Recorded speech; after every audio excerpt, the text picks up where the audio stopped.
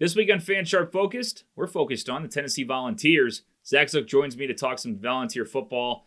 And Zach, pretty rough, honestly, going rough times for Tennessee. No better way to say it. 3 losses in a row now for Tennessee, as they're really just in a bad spot, losing a lot to Bama. And now they have to go against this Razorback team in Arkansas coming up.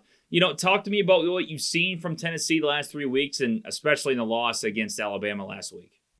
Well, the biggest takeaway for me, and I think this has become a takeaway for the Volunteers fan base too, is that they don't have the talent. They're not recruiting at the same level. They're not operating on the same level as the Alabama Crimson Tide, nor necessarily should they be. I mean, Alabama has been the gold standard of college football for the last 20 years. I mean, since Saban's really been there. But I think some positives to take away from this game is that you held Bama, under 50.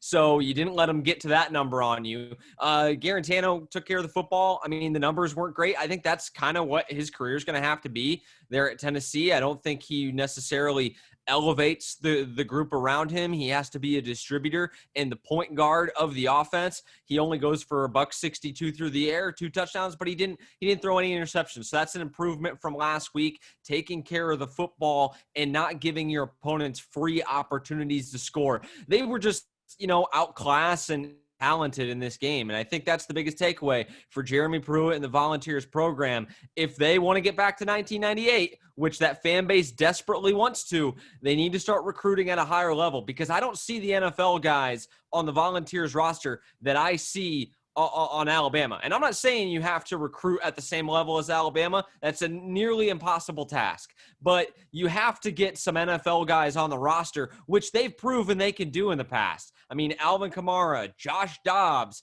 guys have gone through that program that have had successful NFL careers, and they can get the talent in the building. They just need to do that, because right now I'm really not seeing it. We got the Arkansas Razorbacks coming up this week, and held Ole Miss to 21 points, beat them by 12.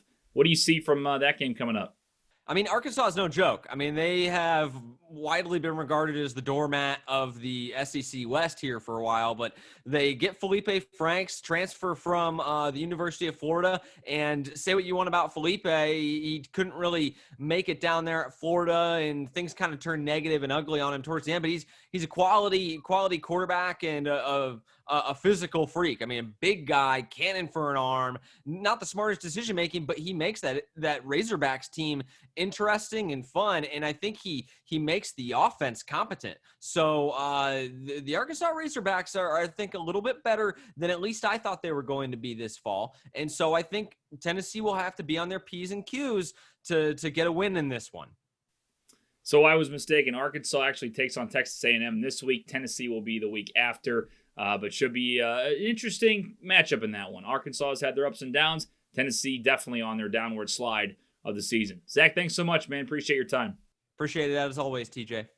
And don't forget, if you'd like to bet legally in Indiana, Illinois, or Iowa, be sure to check out fansharp.com and look for your deposit bonus with promo code FORT. Fansharp. Root like a fan. Bet like a sharp.